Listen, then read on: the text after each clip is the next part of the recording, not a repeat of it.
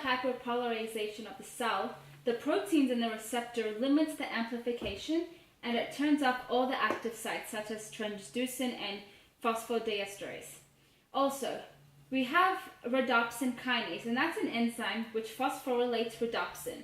And we also have another protein called arrestin. And what happens is arrestin binds itself to rhodopsin, and that allows rhodopsin and transducin to not separate from each other.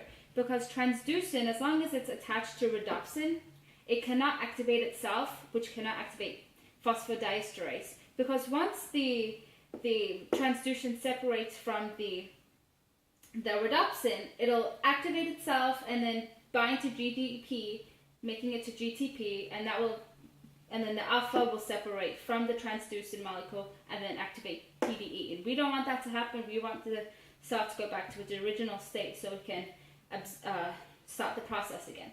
And we have rhodopsin here, which goes back to its original state, and it changes back to its original shape.